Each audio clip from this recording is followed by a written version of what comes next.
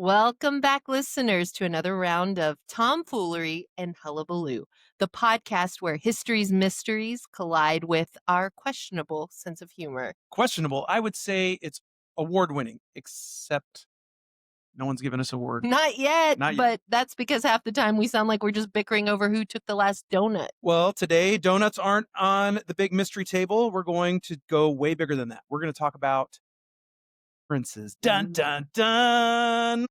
The kind that make you double-check your locks, keep your lights on, and maybe reconsider the camping trip in the middle of nowhere. I'm so excited. Have you ever disappeared before? Did you know it? Did you know you? I did disappear when I was about 6. My parents went on like a church retreat, and I went for a walk with a guy that they had brought along with us, and we were gone for like 8 hours, and I had no idea.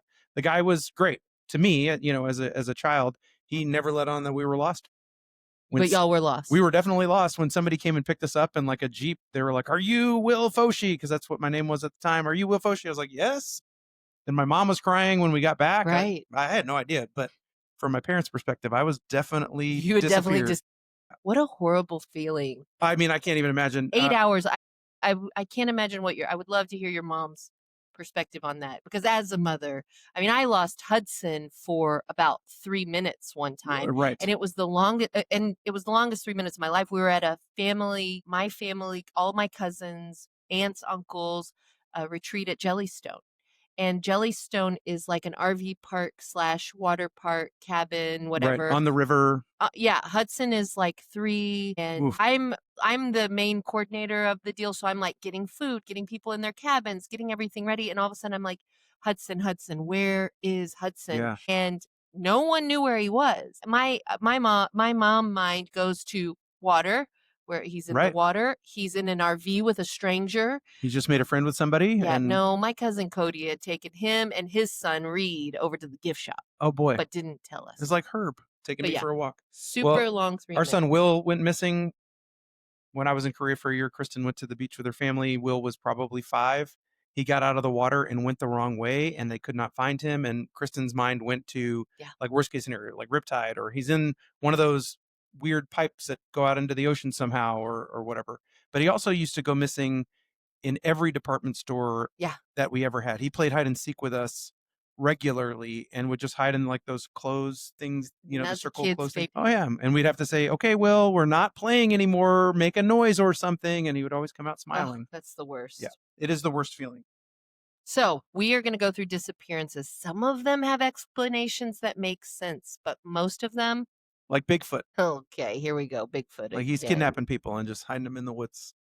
No? Well, not today. Not today. Okay. So grab a flashlight, settle in, and let's get ready for a little history, a little speculation, and a whole lot of hullabaloo. This is Gone Without a Trace, the world's most mysterious disappearances. Dun, dun, dun.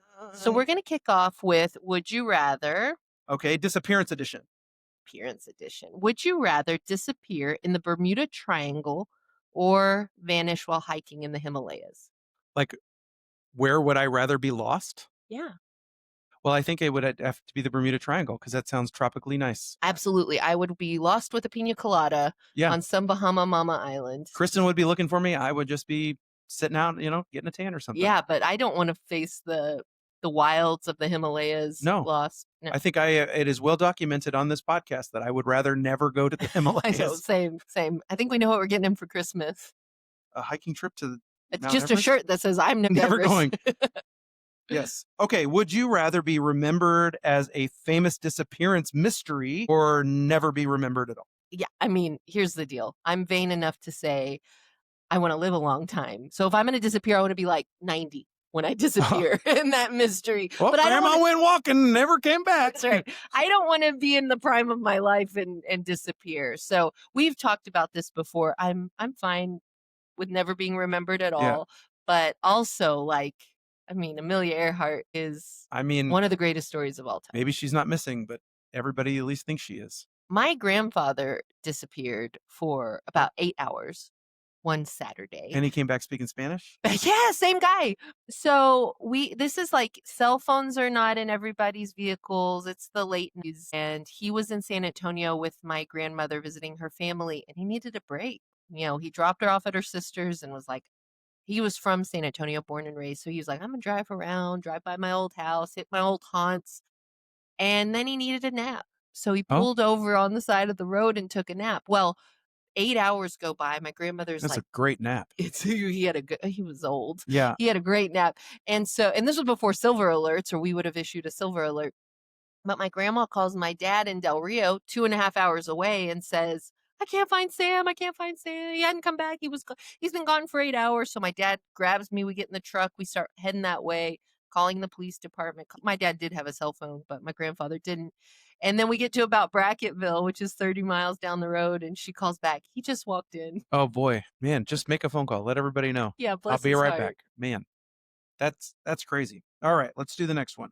Would you rather vanish without a trace like Amelia Earhart, or have your story end with an unsolved, abandoned ship like the Mary Celeste? I think I would rather do the Amelia Earhart thing. Yeah. Like just leave it up to, if I'm gonna go missing, I'd rather everybody just kind of speculate where I went, because maybe I'm still around, you know? Yeah, we thought she was alive for many years. Yeah. But the Mary Celeste was a ship, and we'll talk more about it in a minute. And the ship just kind of drifted and should have had 50 people on And there it. was nobody there. And it seemed like it was untouched, Right. unscathed.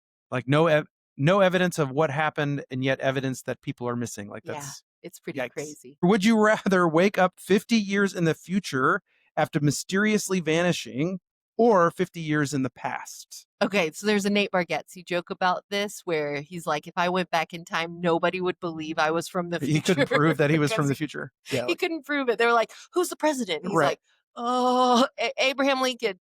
How No, do cell phones work? Yeah. Satellites. What's a satellite? I wish I hadn't said that. Yeah. exactly. But I am not interested in the future. I'm always I say it all the time. Like if I'm walking around downtown San Antonio, I'm like, I want to see what this looked like 50 years ago. Right. Or, being in Chicago, I'm like, what did this look like 50 years ago? So I am better at history than Nate Bargatze. I want to go back in the past. I want to be able to tell everybody who's going to win the World Series in such and such years and make You'd be like Back to the and, Future, taking that almanac back and placing bets and stuff. Yeah, I'm going to the past. I don't think I would want to wake up 50 years in the future either, because that would mean either that everyone that I loved has either passed or is now significantly older and they barely would remember me anyway. And I don't know. I just like being around people that I like. I don't want to make new friends. It's like folks that are incarcerated and they come out of prison after 20 years and they are lost. Right. So much has passed them by. They don't know what's going on. Like They're the end of scared Shawshank Redemption. The Shawshank Redemption it's morbid. And so I don't want to go into the future and be so inept at everything. I want to go back to the past and crush it. That's right. Don't do crime, kids. Stay in the present. Don't do crime. Stay in the present or be able to go in the past. Yeah. Would you rather be stuck on a deserted island totally alone or lost in a crowded city where nobody recognizes you? All right. I feel like I have to address the deserted versus desert island. On an episode of The Office, they call it the desert island. Yeah, like we should all be taking grammar cues from The Office, but please continue. I'm just saying, I would rather be on a deserted island. I think crowded city, I don't know. I went to New York a couple of times, and just being around that amount of people, I don't like it. Yeah, I don't love being in crowds either. Like I don't want to be on a cruise ship, too many people, too small of a space. Yeah. That idea drives me crazy. I've said it before. I was an only child. I like alone time. I'm totally fine. I've been talking to myself since 1984. I believe it. I remember being little and like watching TV and then talking to no one in the room, not realizing it, and then so like something happens, I'd be like, "Oh my god, the last time nobody's in here." It's fine. Just so comfortable talking to yourself that it just happens. It just happens. Nobody's in here anymore.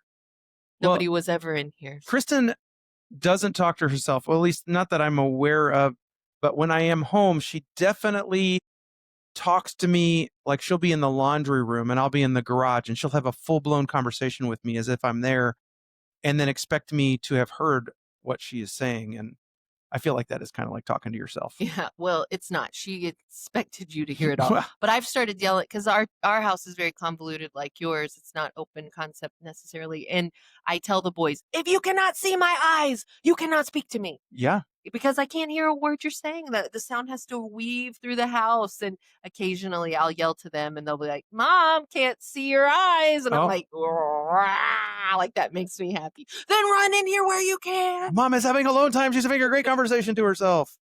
Leave me alone, boys. Okay, would you rather fake your own disappearance successfully or solve one of history's great disappearance Oh, mysteries, like I want to Amelia Earhart? solve that mystery. Yeah, Yeah.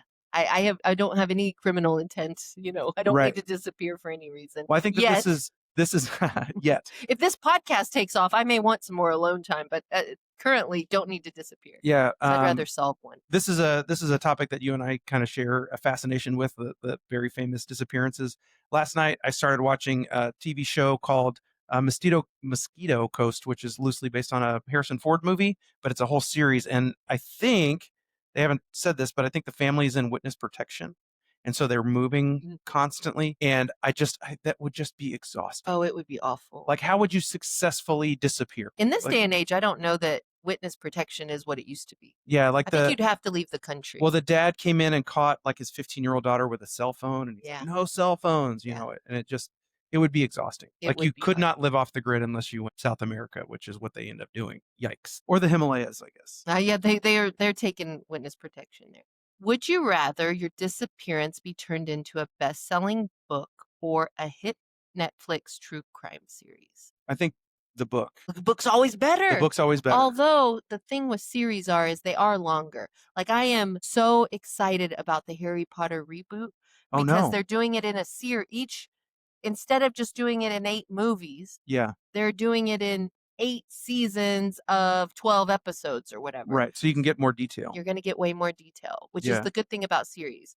But I feel like the book deal, if it does well enough, could segue That's right. into a I movie could or actually get Netflix into series. the theaters. You could do both. I don't have to be on Netflix. All right. Would you rather be abducted by aliens or pulled into an alternate dimension, never to return? Aliens.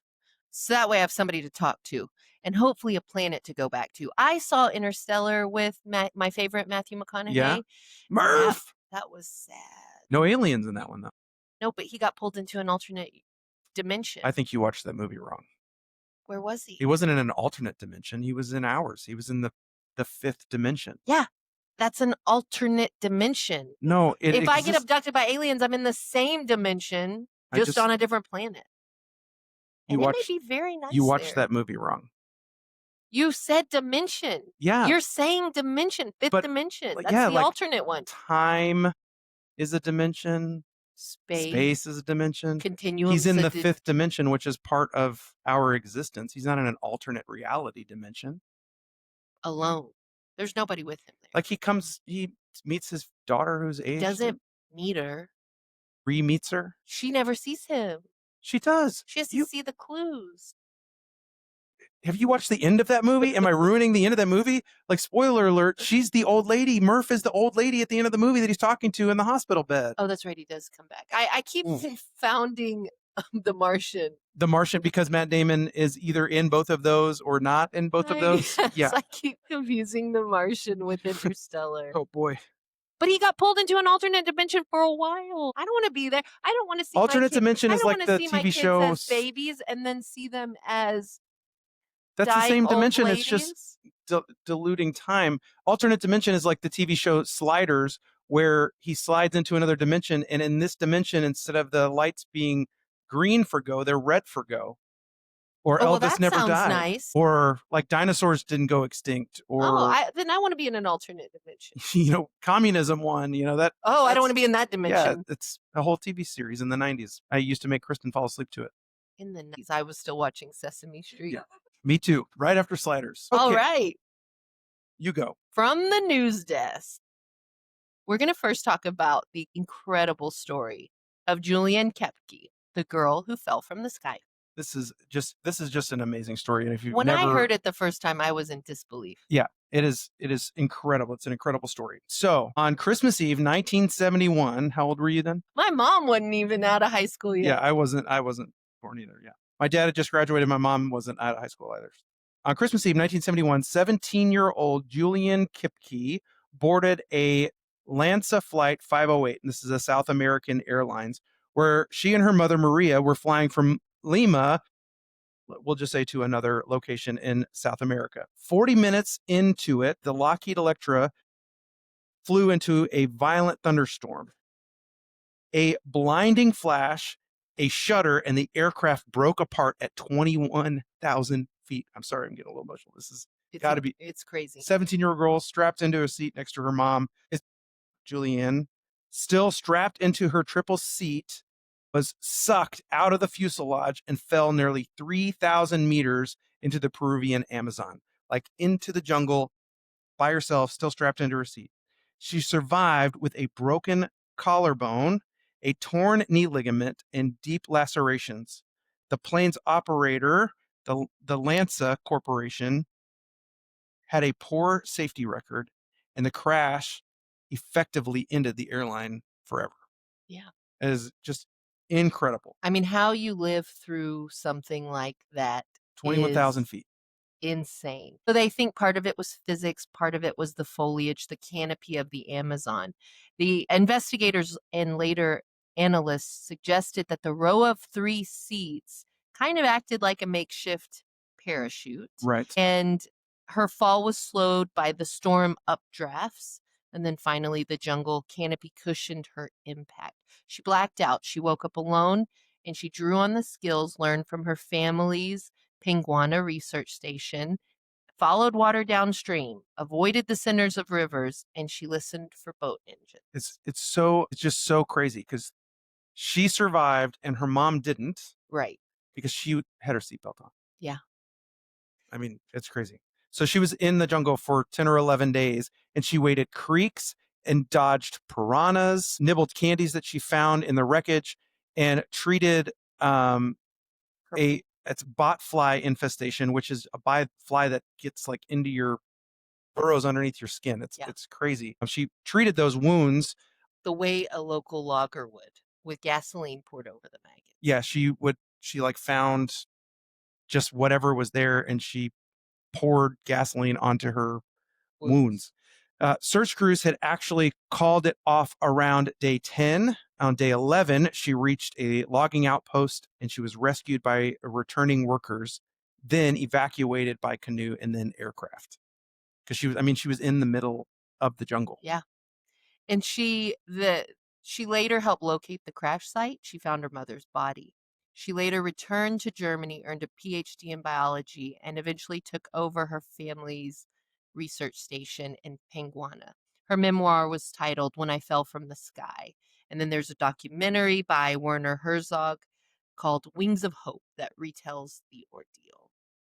Yeah. I mean, when we look back on this, there's multiple accounts now that emphasize that a dozen other passengers initially survived the breakup but died awaiting rescue, underscoring how she and her survival skills were part of her know-how, part luck, I'm going to say the providence of God, and part Grit. sheer just Yeah. endurance. Like she just wouldn't quit. There was not another option. She Right. knew she had to save herself. That's right. She knew she was alone. She knew she needed to get out and she knew the things that she had in her toolkit to get her out. I think that in a situation like this, Kristen would also be able to survive and to rescue herself. Yeah. But those other people just were like, well, somebody's going to come. Yeah, they gotta Somebody come. has to come.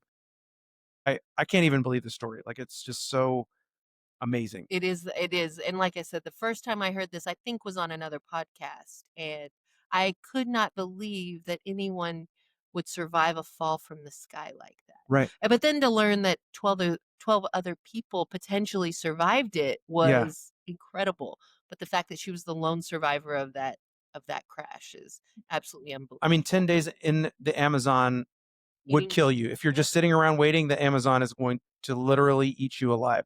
And she just refused to give up. And I think that's amazing. Yeah, I remember studying the kind of the Amazon in microbiology, pathophysiology class that I took, and just everything that could kill you. The parasites, the bugs, the snakes. Again, the Yeah. fact that she survived is absolutely. Well, there's a couple of stories that we're going to talk about that involve the Amazon. And I think the next one that we're going to talk about, which is Percy Fawcett, also involves people getting lost, surviving or not surviving in the Amazon. And the amazing part is there's civilizations that have resided there for a Well, very yeah, long like we're time. talking about it like it's Yeah, this like nobody wilderness. can do it, Right, but but there's actually a lot of people do yeah, there's all the people time. that live there And they all the still time. do it. Yeah. So the second story, Percy Fawcett and the Lost City of Z. Colonel Percy Harrison Fawcett was an artillery officer, a cartographer, and one of the last big era explorers. Between 1906 and 1925, he hacked his way through the Amazon, paddled down the rivers, and collected rumors, pottery shards, and a Portuguese manuscript titled Number 512 that convinced him that there was an advanced civilization, his city of Z, and it had once thrived in Brazil's Mato Grosso Xingu region. Well said. Thank you. I don't know if any of that's correct, but I Yeah. said it with conviction. Yeah, it sounded great. I'm gonna butcher several words in this next Well, paragraph. when I gave you the earlier story, the previous story, Yeah, and it had all of those words, and I go, he's gonna think I did this on I did. purpose. I did think you did it on purpose. Percy Fawcett's final expedition was he set out in April of 1925 from Cuyaba, which is exactly how I was going to say it, with his son Jack and Jack's friend Riley Rimmel. Now, I want you guys to know before I keep reading, there's a book called The Lost City of Z that talks about all of the things that Percy Fawcett did.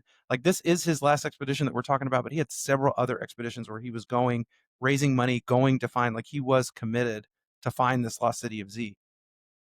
And everybody thought he was crazy. Everybody thought he was crazy, but turns out he Kind of wasn't. or he was. Well, Who he's knows? crazy to do it. And Right.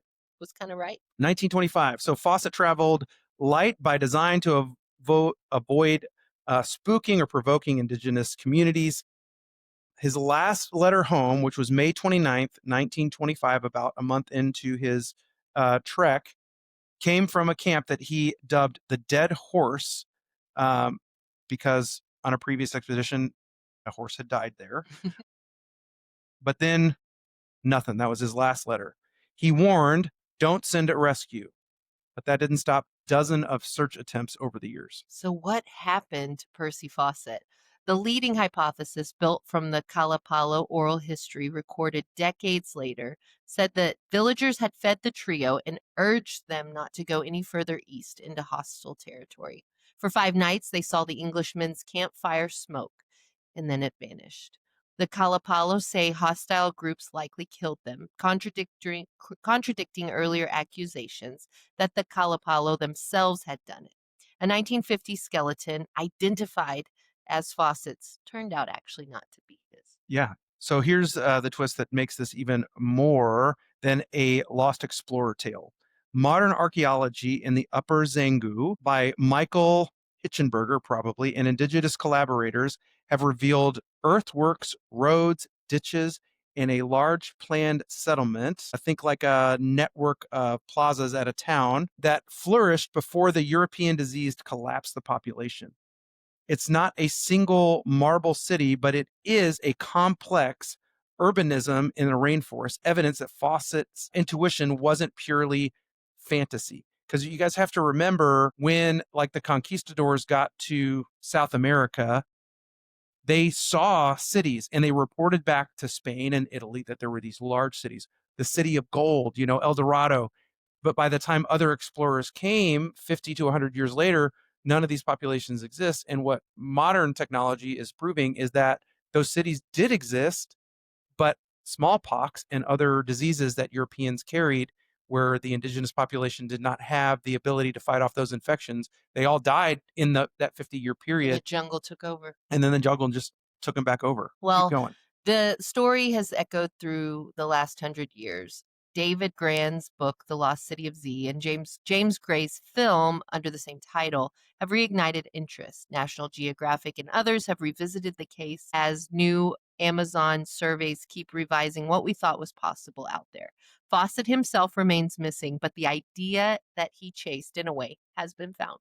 I absolutely love this book, by the way. I actually listened to it multiple times. I listen to it at least once a year because I just get this like desire for adventure, and it is just chocked full of adventure. And this character of Percy Fawcett is not like anyone I know. Actually, he's a little bit like Kristen, where you're wired different than other people. You just have an extra gear. You don't get tired. You don't need water. You don't need rest. And he was just pushing through, and he was taking other people with them, and then they would get these botfly infections, Yeah. and then they would just become miserable because their mind wasn't as strong as Percy Fawcett's. And so they would just need to be rescued or need to be sent out.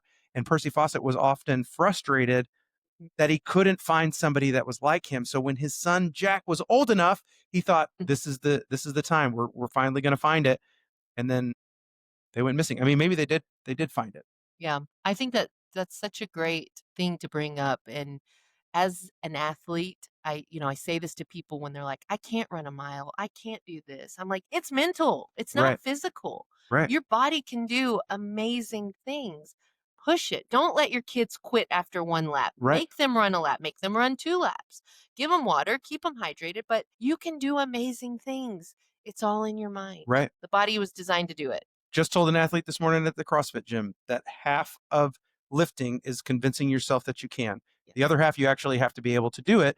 But he had already talked himself out of, I'm not going to be able to pick this weight up. Right. And I said, well, that's where you lost when you told yourself that you could. So Yeah. keep running, folks. Absolutely. Keep And moving that body. this Percy Fawcett thing, like, I highly recommend this book, Lost City of Z. If you've not read it, it's available on Audible. And it's a really good read because it's told from the perspective of a modern guy who hears about Percy Fawcett, and he kind of retraces Percy Fawcett's steps, but then he tells the story too of Percy Fawcett while he's on the hunt for Percy Fawcett himself. And it's nonfiction. It's really exciting. The movie that's on, I think it's on Amazon Prime, is good, but it really just doesn't capture the sense of adventure that is in the book. The book is just, I can't recommend it enough. Awesome. All right, we're going to go into our top 10 list next. Yes, this is exciting. I can't believe we narrowed it down to 10. But well, it was hard, y'all, but we're going to start with the top 10 most amazing disappearance mysteries. And again, these are often in no particular order because they're all unique in their own right. So number 1, well, number 10. We're counting down. Number 1 if we're counting up. Number 10 if we're counting down. That's right. No particular order. It doesn't matter. Number 8. Let's just call it number 8. The year is 1587, and more than 100 English settlers landed on Roanoke Island off the coast of what is now North Carolina. They were supposed to build one of the first English colonies in the New World. When their governor, John White, returned from a supply trip 3 years later, every single man, woman, and child was gone. The only clue? The word Croatoan carved into a tree. No bodies, no sign of violence. They are just gone. Yeah. So picture this: 115 settlers, poof, gone. No clue. The word Croatoan carved on a tree. I mean, and what is Croatoan? Yeah. Like, that's not a clue. That's just, that would be like somebody writing Foshi on the wall, except I wasn't one of the settlers. Like, yeah, it had no meaning. No meaning to anybody. It's just a creepy thing. So, some people think they were abducted by aliens. I mean, I'd never heard of that before, but yeah, maybe. It's a leading theory. I'm sure it's in one of your zombie apocalypse books. I do have a book about this. It's called Abraham Lincoln Vampire Hunter. This is what I was talking about. Yeah. And apparently the theory is that they were killed by a vampire who was in the group. Yeah, there was one vampire, took them all out, but left no trace. His last name was Croatoan. Historians think they joined a local native tribe, maybe the Croatan people. Maybe. So assimilation makes sense to me. But still, there are no bones, no artifacts, no anything. Even if they assimilated, you'd think that you would find something. Well, maybe they wanted to vanish on purpose. Maybe Roanoke was the first reality show, Survivor Colonial Edition. Yeah, maybe they invented cameras, or the aliens brought down cameras for no, those from the aliens. Yeah. So, or, they could have wandered into the Bermuda Triangle. They probably canoed into the Bermuda Triangle. Yeah, poof, and gone. So this next one, do you have any theories about where they went? Do you think it was assimilation? I think assimilation makes the most sense. I think they were starving, they were cold, they were hungry, and they had no choice. Whether they were slaughtered or some of it, maybe the women were taken, the men were slaughtered. I think they were probably desperately in need of help, and they just they went searching for that. And they either found it or they went missing in the wilderness somewhere. Okay, number 9, if you're counting. Number 2, if we're counting the other way. D.B. Cooper. This is one of my favorite stories. And I had not heard of this story until probably 3 years ago. Oh man, that's so crazy. This was like a really exciting story when I was a kid. Like Yeah. we thought that we were going to go into the woods and Yeah. find, and I didn't even live anywhere near where DB Cooper was, but we all thought we were going to find it. So the day before Thanksgiving, 1971, another airplane story in 1971. Remember the other Busy one? year for Yeah, aviation. that was Christmas Eve, 1971. This is Thanksgiving, 1971. A man using the name, not neighbor, a man using the name Dan Cooper. It might have been his neighbor's name. Could have been. Could have been. It's all a mystery. Boarded a Northwest Orient flight from Portland to Seattle. Mid-flight, he handed the stewardess a note. He had a bomb. He demanded $200,000 and a parachute. When the plane landed, the FBI delivered his ransom. Then Cooper, released all the passengers. Then, somehow, over the forests of Washington State, he jumped out of the plane with the money strapped to him, and he was never seen again. Yeah, this one is so crazy. So Oh, first man. of all, a flight from Seattle to Portland, Not long. not very long. And yet they were able to get the FBI involved to get the $200,000. I'm guessing did they circle around? Did they sit on the tarmac? Yeah, I don't know how they got him the money, or why they didn't just arrest him on the Yeah. plane like once. And But they let everybody off, and then the crew took him back up again? yes, with the pilots. Right. So he was on a 727, which is a airplane that doesn't really fly anymore unless it's like an antique plane. And what's unique about this particular fuselage is that while they're loading the plane, there's a ramp in the back of the plane. Like you see on the movies. Yeah, so it's like a staircase where the passengers boarded the plane from the back, and that's how he parachuted out. He went out through the back staircase. It's just mind-boggling. So do you think he lived? I 100% do. Yeah. And then, well, where is he? Well, Did they mark the bills? I feel like they marked the bills and none of them have come up. Well, they found some a kid wandering in the woods like just recently in like the last 25 years found recently in the last 25 years. I mean, since 1971, that's a long time ago. Almost 50 years. Yeah, so they found a bag with bills in it. And then there's a guy named Brad Meltzer who does like these mystery things, like modern American mystery stuff. Yeah, trying to solve them. Right. And he and a team went and they found like a house kind of in the middle of the woods, and that feels staged. In the house, they found this, a place where a briefcase could have been up in the attic. And there's other evidence pointing to. Is this the guy that's like, I found Hitler in South America? Or No. The guy on the History Channel. I hate that show. Hunting Hitler? Oh, that's an amazing show. Well, no, it's just the cliffhangers. Because nothing ever happens. Conjecture and nothing ever happens. So you're like, I just wasted 2 hours. This is a different show. It's called Brad Meltzer Decoded, and they offer you a resolution at the end of every episode. I also don't like the cliffhanger shows, but what they did is they found evidence that says that the guy who was DB Cooper was an employee, a disgruntled employee, and that's how he knew all the nuances of the flights and how it was going to work. Right. And he also had a paratrooper background from Vietnam. And they have no idea what this guy looks like, really, because he was. They do. On the show. So like nobody could be like, that's my brother Earl or whatever. Because here's the thing, since they didn't really know who he was, and DB Cooper is an alias, he makes his escape. He can go right back to his normal life. Right. Well, and DB Cooper is a comic book parachutist. Like it's a name. Plot thickens. Yeah, plot thickens. The FBI, reading comic books are like, oh my goodness, this is a comic book character. So we think he survives without breaking a limb. Yeah. Not hurting himself, not getting eaten by Bigfoot. I think he dropped some of the money and then kept some of the money. But nowhere in circulation. Like they never found him spending the money. I mean, I feel like that's why I think he's dead. You think he died somewhere in the middle of the... I do. Or he realized the bills were marked. And never spent it. So he never spent it, went back to his normal life. And maybe. Like how many people were reporting missing brother, son, dad? Because I'm sure they were triangulating all of that. And they're like, well, ma'am, you've reported your husband missing. Well, I think he was a single guy. But I don't think he went back to his regular life because he was a flight attendant. I mean, how nervous would you have to be? But then they would know. They would be like, Johnny didn't show up back to work. Or they look through the records and they identify, like, these are the guys we fired recently. Oh, yeah, maybe. And they followed up on all those leads. I mean, surely the FBI is smarter than me. but I am a I little don't know. internet I sleuthing. don't know. I was going to say, this is a pretty We good, need to reopen the case. this is a pre-award winning podcast. So That's true. yeah. We're going to come to some FBI.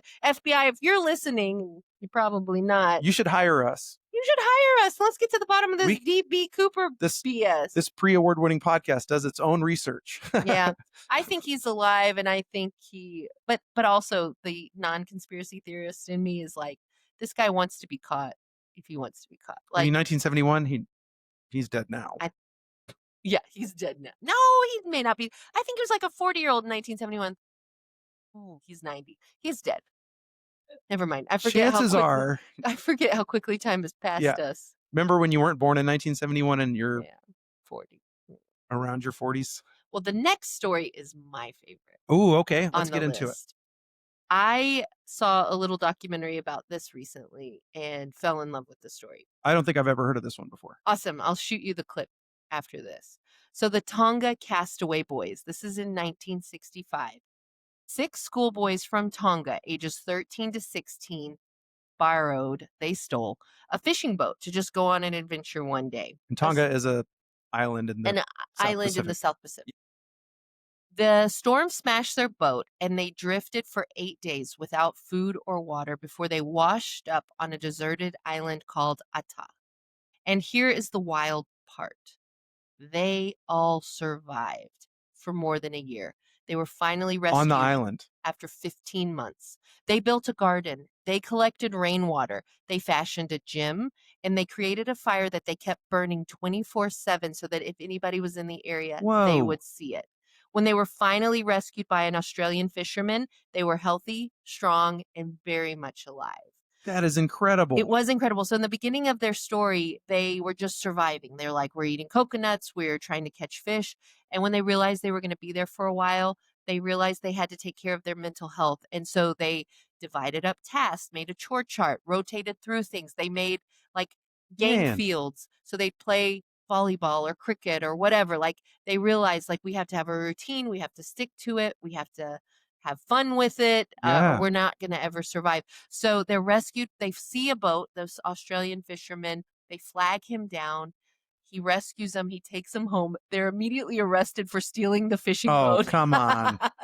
But their families were so grateful to see them. They were arrested after 15 months? I mean... Yeah, like we did our time. Yeah. 13 to 16 years old boys. That is amazing. I mean, they made a garden. I don't think... I have a 13-year-old. He wasn't the one insisting on the garden. Well, right.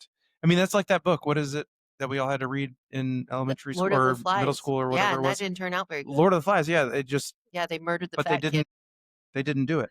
Well, and there were like wild birds or wild chickens on the island, and they kept them as pets and fed them, and sadly would have to harvest one every once in a while, but yeah, it's the most incredible story. I mean, that is incredible. I cannot imagine 2025 13 to 16-year-olds being able to do the same thing. They don't have the skills. Yeah, I mean, maybe Tongan boys. I mean, they still live on an island in the middle of the Pacific. But I disagree. Our boys are doing so much Minecraft. They know what it takes to build a village. Yeah, flint and steel. Yes. And I will put this chicken in a fire like a chicken drumstick. Okay, so the Tonga Castaway Boys is your favorite. I am shocked because I thought the number 7 would be your favorite. Yeah, no, because this one is a survival story, and I'm an optimist. Yeah, well, we don't know that number 7. She's dead now. We don't know that that's true. So, the 1930s, Amelia Earhart was one of the most famous people in the entire world. She was the first woman to fly solo across the Atlantic Ocean, and she was determined to circle the entire globe by plane. In July of 1937, with her navigator, Fred Noonan, she set off on the last leg of her journey across the Pacific Ocean. Her radio transmissions grew faint and then silence. Despite massive search efforts, neither her plane nor her body were ever found. I mean, unbelievable. You know, part of me wants to believe that she landed on an island and Tonga'd it, stuck it out, lived for a while. But because we've never discovered the wreckage after extensive searching, I'm afraid she went down in the ocean. And just never... Yeah, they died on the water. There is speculation that she was a spy, Yeah. right? And so she like went missing, but not actually missing. She just went back into like her spy life or whatever. But I doubt that very much. I kind of tend to agree with you. I've seen some documentaries. There is a group of crabs on an island where they found like a glass jar and some other Right. evidence that perhaps were a little out of place for explorers or whatever. So they speculate that it might have been where she was. And this crab that is domesticated kind of there, or not domesticated, it's just native there. They put a pig carcass there. And in one night, Yeah. the crabs came and tore that pig carcass down and then moved like ants. They Yeah. just Yeah. tore it down and moved it into their lair. And there was no evidence of the pig. And so they think that perhaps maybe Happened. she was there. She, you know, Succumb to her yeah, dehydration or whatever. starved to death, whatever. And then the crabs are just like, hey, good. Look what we found. Every time, and I think we've talked about it before, like anytime I watch that movie, the TV show Alone, where you're stuck in the wilderness, Oh, part of me would love to see how long I could survive. Because I no not for fun on a TV show. I mean in real life. Like if I'm stuck in a situation like that, how long would I last? Because I like to think that for the I diet purposes. no, I have plenty on me. I'd Oh, last years. Like what could I fish? What could I catch? How would I what would I do for yeah. water? But the limiting factor for me personally, the thing that's going to be the nail in my fake death coffin is that I am blinder than a bat. Mm. And my contacts are only going to last so long. So like when I fly, I wear my reading glass, like my glasses to see, like right here, so that if I Juliane Koepke fall out of the sky 20,000 feet and I need to be able to see to survive, I've got my glasses on So me. you keep the survival instructions like in the back of the seat of the airplane on you just in case you read them on the way down? No, just the glasses. I need to be able to see. When I land there, my contacts are only going to last a day or two. Yeah. And then, Scott, I am so blind, I can't make out that there is a microphone in front of Yeah. me. It is so blurry. So I'm not going to be able to traverse rivers. I'm not going to not see a snake in front of me. Like, Yeah. so every time I tell Cade this, he's like, when have you flown over the Amazon? I'm like, I'm Yeah. just Just saying. in Like, case. if my plane goes down in rural Alabama, I need to be able to see where I'm Yeah. going. I don't have that issue. I just started wearing readers. Well, To, you don't have that issue. right. So it's not even an issue. But I mean, Kristen would have a very similar issue. Like Yeah. she can't even see the alarm clock that is next No, to the I bed haven't when seen the alarm clock since 1993. yeah, that is incredible. Now, who has But an alarm clock? when you think about it, you were talking Because about all I do is I grab my phone and I put it right here. I'm well, like, oh, it's 6:05. you're Perfect. thinking Put it about up. wearing your glasses because that is something that's really important to you and you don't want to lose that ability if something bad happens. But in when I was in the military, they always talked about what's on your feet, like Yeah, when you're traveling. Like I travel in flip flops or Crocs, but that is you're not an what is idiot. recommended. Yep. Like if we're on a long road trip, like wearing that kind of footwear, if something were to happen, like that is the worst possible footwear you could have on your feet. And I if do the you're same thing. if you're flying, you should really have Good shoes. closed-toed, laced-up shoes on your feet that will not Yeah. come off Yeah, if all something you happens. fools in pajamas with your Crocs on, Right. yeah, you're not surviving. Yeah, you're not getting out. You're not Not getting only out. do you look ridiculous in the airport, you are not surviving when we crash. If you wondered what Sarah thought about your outfits at the airport, there it is. Folks, let's put some clothes on. She not only wants you wearing laced-up shoes, she I also want you in do laced not up want shoes. you I in want your pajamas. eyeglasses nearby if you wear contacts. And I don't want you in pajamas. Yeah. Because guess what? I'm going to be prepared and I'll Juliane Koepke leave your butt back at the wreckage She didn't want and to say but. save myself She wanted to say behind. behind. Get Okay. behind me on this survival trip. Number 6. Bingo would like Keep to that in. comment on number 6. Yes, Bingo is really excited about this one. What do we got? This is another one of my favorite ones. A great movie, by the way. I haven't seen it yet. Oh. I need to. It is great. Kate told me it was great. The Alcatraz escape of 1962. Alcatraz Federal Penitentiary was supposed to be escape proof. The Rock. It's the Rock. Surrounded by freezing, shark infested waters, it housed America's most dangerous criminals. But in June 1962, Frank Morris and brothers John and Clarence Anglin tunneled out of their cells using spoons left paper mache heads in their beds, and paddled away on a raft made of raincoats. The FBI said they drowned, but no bodies were ever recovered, and this case remains open. So look, these paper mache heads were next level. Yeah, they Like really were. they make paper mache like you do in elementary school, but they were saving hair from the barber shop Yes. and like putting it on there so that actually it looked It like looked them. like them in bed. They were painting, I mean, I've been to Alcatraz. I've walked in the oh cells. man, It was incredible. I would love to go. Like it is Yeah. on my American bucket list. I've never been to Washington D.C. I've been, the Grand Canyon a couple of times, but I've Well, never we been to did a night Alcatraz. tour of Alcatraz, which was not late enough, so it wasn't as spooky as I had hoped it Wait, to you did a be. night tour and it wasn't spooky? No, because you left at like 7 and it was light, like Oh, daylight. So it was called the night tour. We paid extra for the night tour, but yeah, we only had the night on the ferry back across, really. But we toured Alcatraz. We saw the cells. We saw the paper mache heads, the hair, all of that is man, in the cells. It was super cool. And then we tried surfing in Carmel, which is just an hour south of there. Freezing water, freezing people. And water. this was June that I was there, Yeah, and I was in a full bodysuit. My toes and my hands were exposed, obviously, and my feet hurt so bad from trying to surf in this freezing water. And we were an hour south of San right. Francisco. But yeah, how these guys made it out, I don't think they drowned. I I think they made I it think out. they made it out too because that's why there is no evidence because there Yeah, are several other people who attempted to escape yeah, and some people who attempted the swim and they found their bodies. exactly. And And they so had a raft, they made it across, yeah. and then they disappeared into the Well, in like 1993, they claim that oh no. one of these guys, like wrote a letter Yeah, to like the police department, or maybe it was the San Francisco Chronicle or whatever, and was like, "Hey, I've been living peacefully as this guy. I'm dying of cancer. yeah, I made it. You're welcome." yeah. And I mean, that's so And I cool, don't necessarily believe that because too right? many people with a pen can do it. But there were some photos that surfaced that they swear they saw them in South America. So yeah, I Well, I know the FBI says they probably drowned. I think they made it all the way to South America. Maybe 2 of them did, maybe not all 3. I mean, it's safer for the FBI to say that they probably drowned because they're like, "Yeah, we don't know where they are, so they Yeah, they probably drowned. Don't drowned." don't ever escape this prison again. Yeah, they likely drowned, or they also likely didn't drown. Like those are the two options. There's no evidence it Yeah. happened either What's way. the in between drown and didn't drown? Right? They got away.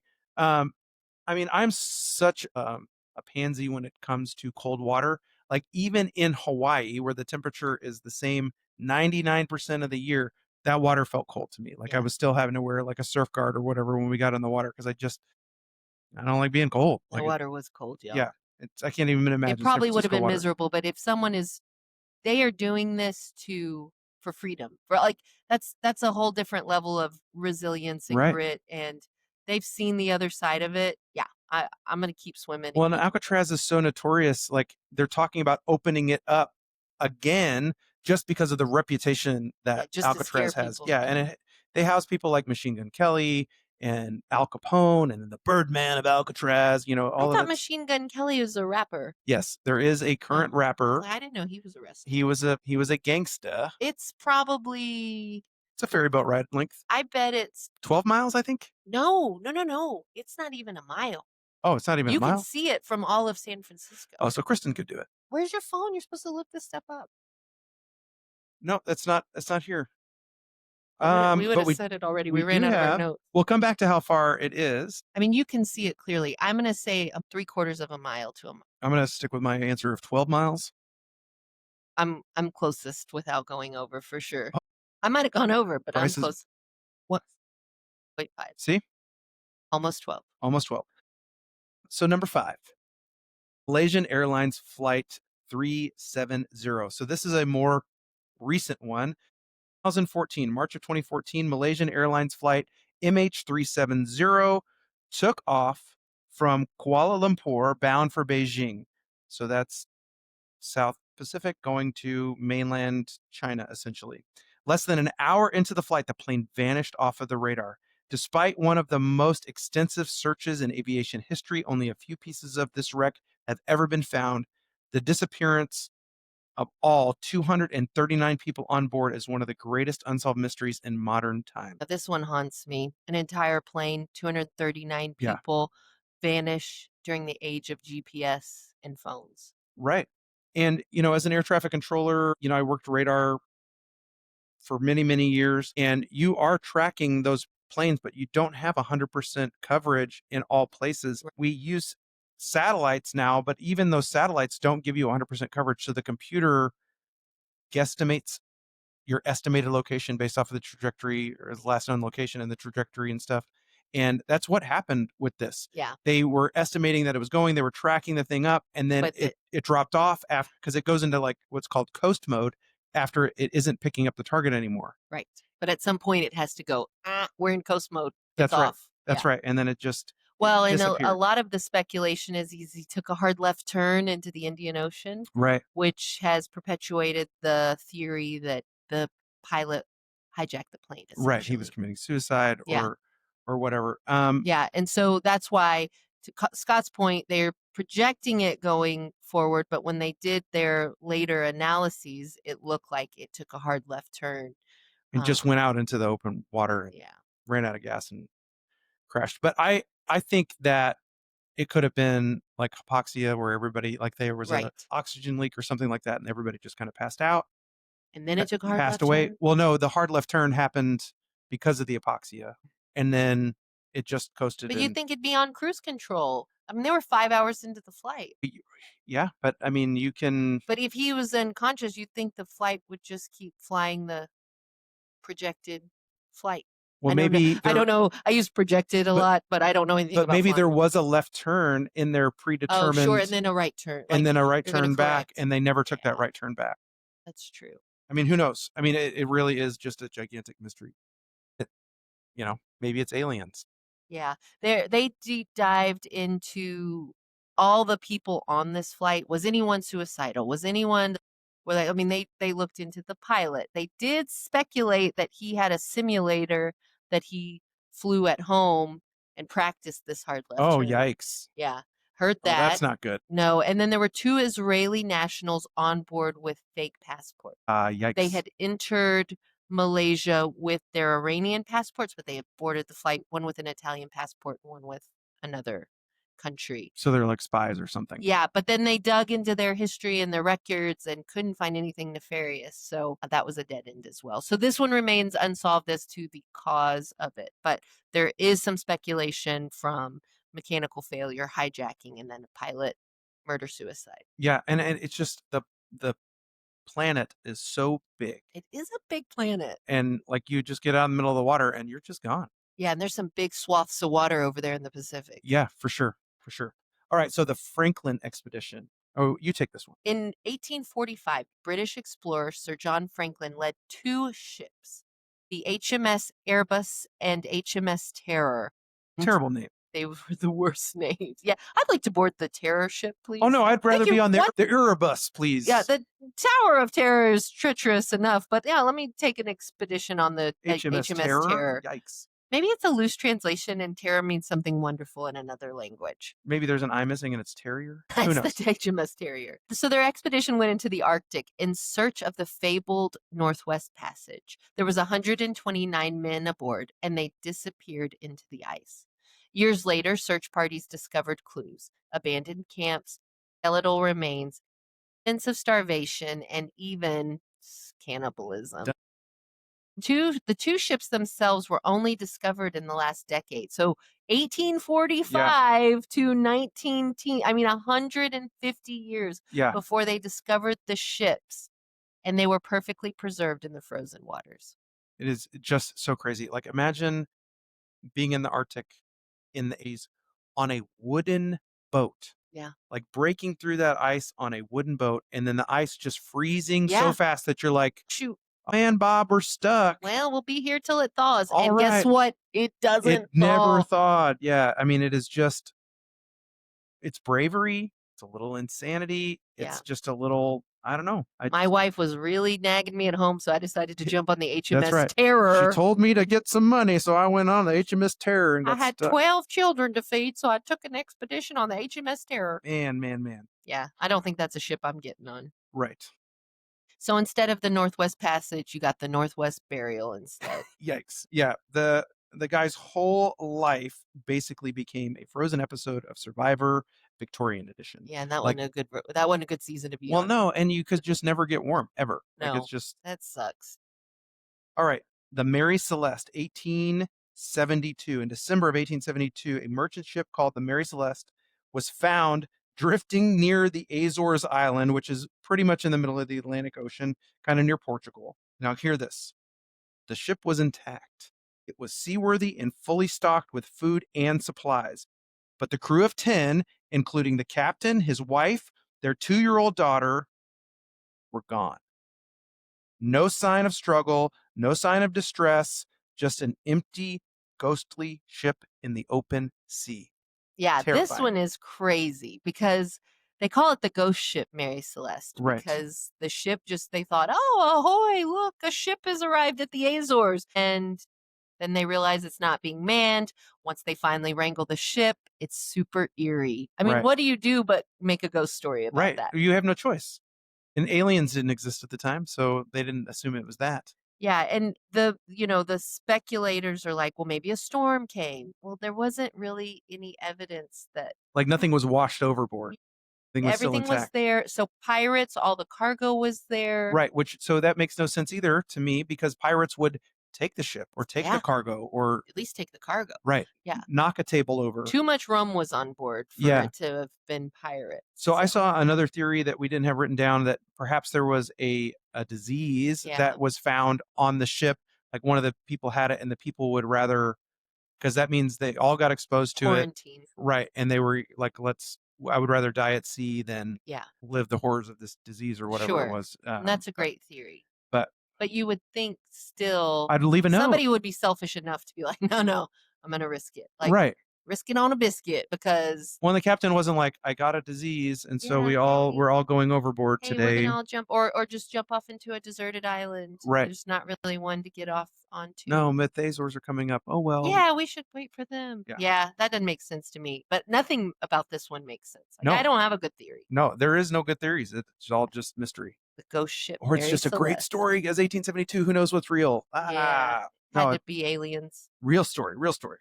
The Bermuda Triangle. Dun, dun, dun. Covering a stretch of ocean between Miami, Bermuda, and Puerto Rico, the Bermuda Triangle has become the legendary mystery of all time for disappearances. Ships, planes, people suddenly vanish without explanation. 1945, Flight 19, 5 Navy bombers took off from Florida, never seen again.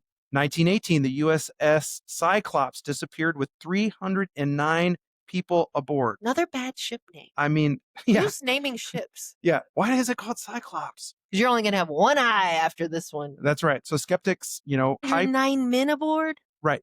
All gone.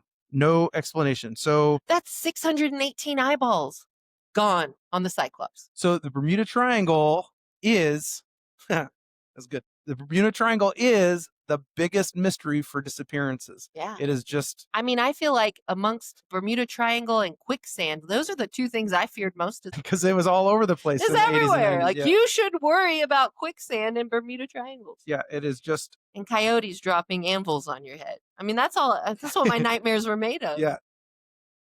Always avoid a guy with roller skates and a rocket strapped to his back. Right. But the Bermuda Triangle is just a fascinating thing. There's another story of a guy who leaves like Miami and he says that he entered into like a time tunnel and he like shows his gas receipts and heavy drugs. Yeah, that's on Expedition Unknown where he talks about it. But I don't know. I mean, there is another Bermuda Triangle on the other side of the planet near Japan. It's called the Dragon's Triangle or something like that. Something to that effect. Dragon's Nest. Yeah. I don't know the name of it, but it's something like that. If you put dragon in it, it's terrifying. It is. Yeah. They probably have a ship named it. Right. But the fact that all of these things were happening, like people, the Flight 19 took off, they heard the radio calls and then completely silent. Yeah. I mean, they did eventually find the Flight 19 planes. Did they? They did. No bodies, though? No, the bodies were there. They were all in their planes. No explanation as to why they went down. Right. And that they all went down. And they all went down together. Crazy.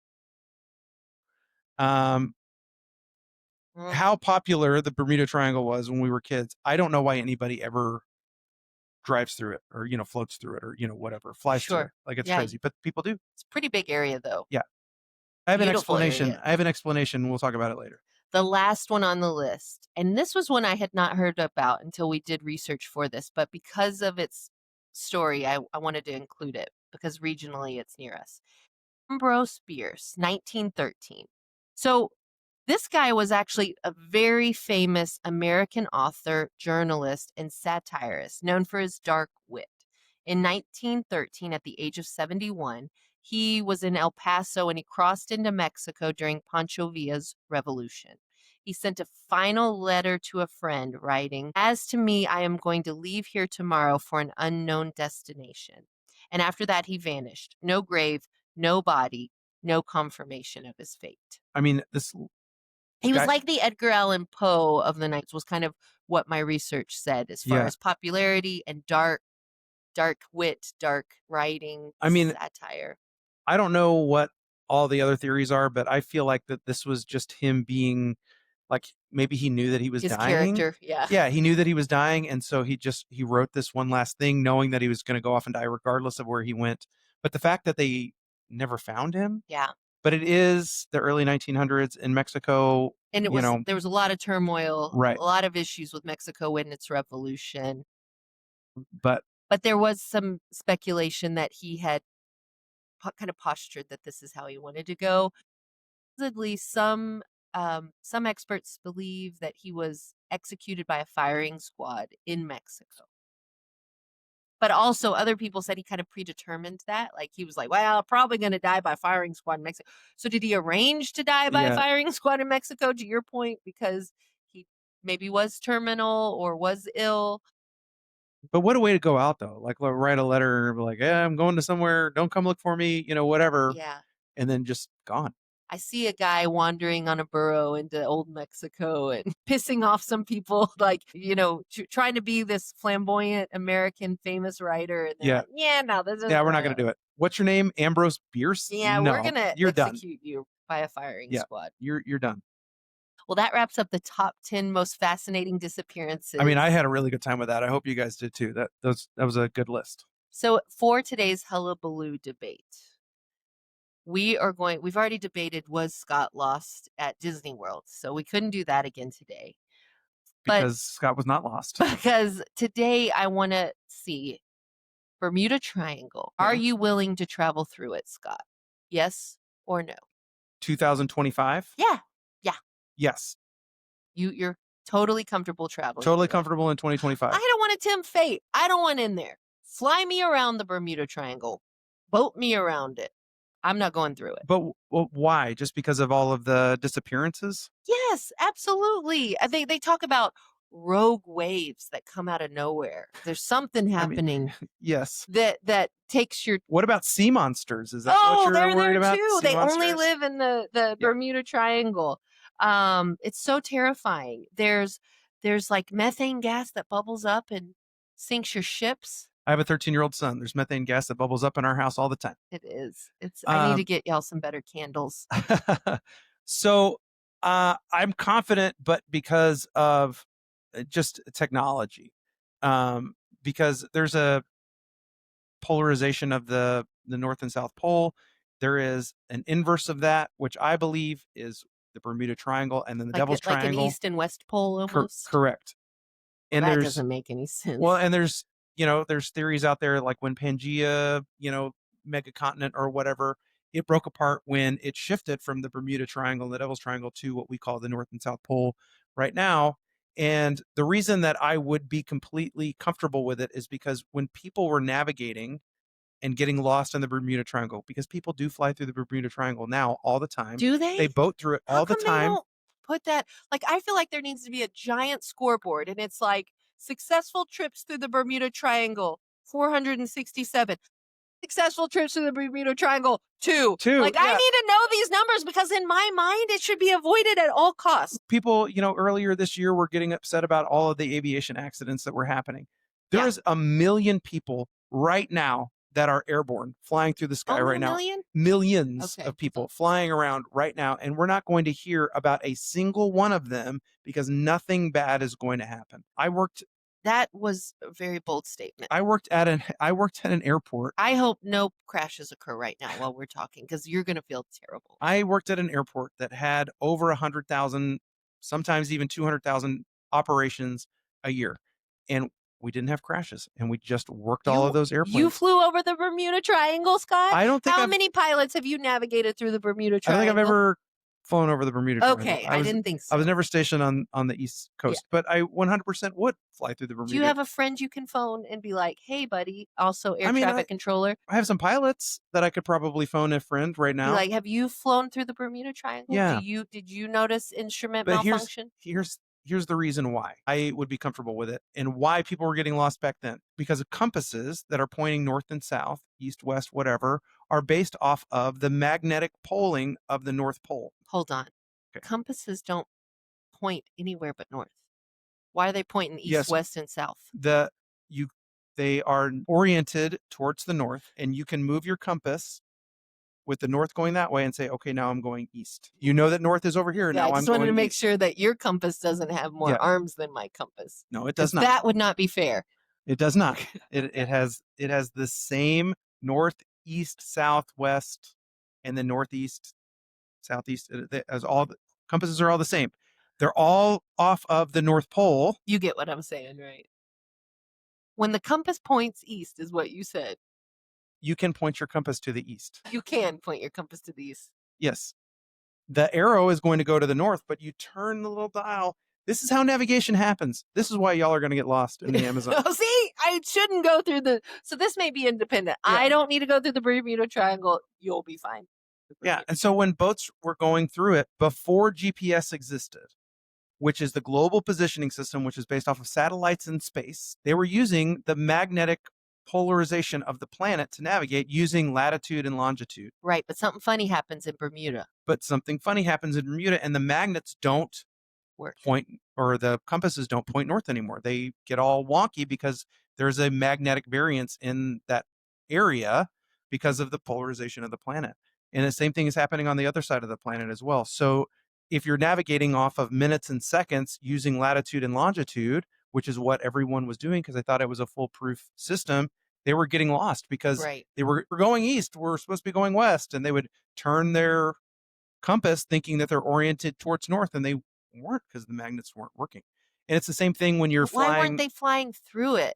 Why do you think the Navy Flight 19, the 5 Navy bombers, they ran out of gas? I do. I think they ran out of gas. I think that they got lost in the weather, and they were trying to navigate back, and their instruments were going wonky because of the magnetic variation, and then they just ran out of gas. Yeah. And the way that cockpit resource management works is that there is a flight leader, and you follow that flight leader. He is in charge. There's not 5 people that are in charge. You're going to follow this flight leader because you can't, question command or whatever. And I think they ran out of gas following their. Yeah, and then the rescue plane went in after him, and he got lost. And he got lost. Yeah, it's just so bizarre because they were navigating on instruments based off. So you don't think it was a rogue wave, a giant rogue wave? I'm more prone to think that it was the Kraken, not the rogue wave that took him out. But I think that because of GPS, we no longer have to worry about latitude and longitude. And all that kind of stuff. I think they were having issues in it before we even had compasses, though.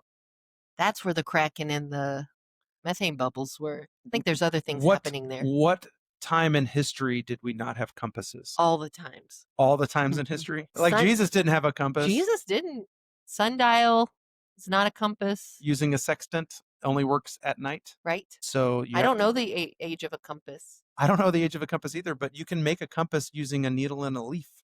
What? Yeah. You get a little water and a leaf and a needle, and you rub it on your clothes. It magnetizes the magnet. And what magnet? There's no magnet. I don't know why it works. It works. I got to see this. You're going to have to demonstrate this. I don't want YouTube to do it. I want you to do it. Okay. I got to make sure I'm wearing the right material. I think it's maybe denim. Well, they didn't have denim until Levi Strauss came along. Well, then maybe it's cotton. I don't know what it is. This is insane. I think, but Bermuda Triangle is navigable now. So you're telling me cruise ships don't avoid the Bermuda Triangle? No. Oh, that makes sense, I guess. They go through it all the time. Nobody avoids it except me. Mystery people. Yeah. Well, Kristen avoids the Bermuda Triangle because she doesn't want to be on a boat. Well, that's true too. But if we're flying from Bermuda to The Bahamas, come on, pretty mama. She would absolutely fly. We're not going to fly around the That was Bermuda the Triangle. first song I had on cassette tape. The second song I had on cassette tape was "Don't Worry, Be Happy," and those are like the only two Were cassette they tapes. sung by Kermit the Frog? No, Oh, that's disappointing. no, this was legit. Well, I just think that I know there's a lot of history and lore, but there's obviously something going on there. Yeah, I mean, I love. I mean, there's talk that Columbus, when he was in the Bermuda Triangle, when he was coming over from Did he have a Portugal. compass? Yeah, absolutely, he did. I can't wait to see if that's true. Yeah, I mean, I would stand on when Columbus sailed the But ocean did blue. you ask when was the compass invented? Second century. Of course, the Chinese did. Yeah, Jesus did not have a compass because he was first century, but everybody else did. Yeah, that's amazing. Yeah, so he had a weird phenomenon happen in the Bermuda Triangle. Yeah, and it made him think he was in India. Well, I mean, yes, he thought he was in the wrong place, but he had a weird phenomenon happen where he saw glowing lights under the water. Yeah, or something that's like those that, methane bubbles. which also leads to speculation that it's underground aliens, or whatever. I don't know. I love a good mystery. I love a good, conspiracy, but I don't think that there's much to the Bermuda We don't need to Triangle. worry about it anymore. No, I don't. I think because I was asking my flight attendant when I flew to Europe the first time. I was like, "Are we avoiding the Bermuda Triangle?" We were flying from Chicago to Yeah, and she was like, "No, we're gonna go right through it. Madrid. It's Yeah. definitely the most It's like, direct." yeah. Well, I'm gonna say something else that's mind blowing to me. Oh, I was gonna say I cannot wait. This blew my mind. It's probably not going to blow anybody else's mind, but our mutual friend Jamie flew to South Korea to see her family. And the most direct path from wherever, Chicago, Seattle, I don't know where she departed from, to Seoul was over the North Pole. Like in my mind, you only travel the globe, Yeah, the lines of longitude. right. And I just thought she has to fly all the, but they flew over. They flew over the North Pole. That area. Like they flew more north than Yes. just around, which is the shortest distance. I get that. But like when she said it, I was Yeah. like, I had never thought about that. I just assumed you flew the globe around the lines of Yeah. longitude. So what's really gonna upset some of those people that think that the Earth is flat? Like if you leave Dallas to fly to London, you fly over Canada Yeah. and Iceland because it's shorter. Because the Earth is not flat; it is a big, gigantic circle. I know the Earth's not flat. I want to be very clear. just- I don't want to be looped into that category. Yeah. I just in my mind was like, she's gonna leave LA and just fly and fly and fly around these lines of. To be fair, I don't think that there's anyone listening to our podcast that thinks that the Earth is flat, but it is definitely round, and I your agree. I have no latitude doubts. and longitude even proves that the Earth is round because This is another debate. I just wanted to make everyone aware that you fly kind of north to You get have to to. Seoul. Yeah, it's a shorter Or else you distance. waste. Amelia, if she only knew, If she only knew, she could have flown. she was doing the fat part. She did the fat part, and that's what got Yeah. her in trouble. Man, that's how she got eaten by those crabs. Maybe. Well, we want to thank you guys for listening to another episode of Tom Foolery and Hullabaloo. Yeah, this was a lot of fun. Like our podcast, share it with friends. Tell your friends. Make sure you tell us. And then please let us know that you've listened. Yeah. We hope to see you guys soon. And let us know what you want us to talk about, because literally we could talk about anything. See you next time.